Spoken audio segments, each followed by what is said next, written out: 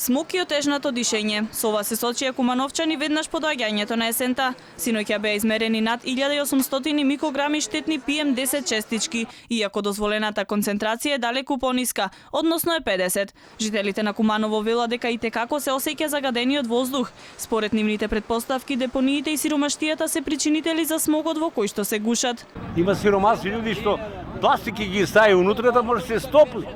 Ама кој го прашува njega? Ту треба туј влада да направи малку некој си скалило, да каже чека да ги помогнемо на овие луѓе. Многу е загаден, депонии дивина, чистота не се работи својата работа. По наша улицу никогаш не поминуват, по некојаш камион немале. Што да ви кажам? Загаден е сигурно.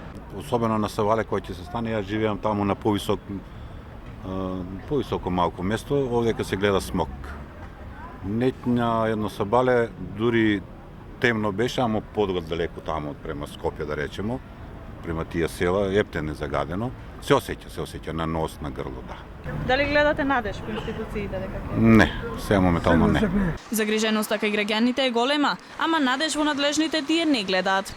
Куманово од ден во ден се повеќе се гуши. Загаденоста на воздухот е особено видлива во утринските часови.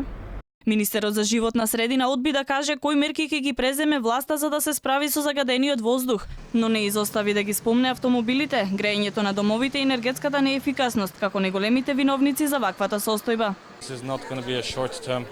Ова не е прашање кое што може да се реши краткорочно, туку мора да се работи долгорочно. Мораме сите заедно да работиме на тоа.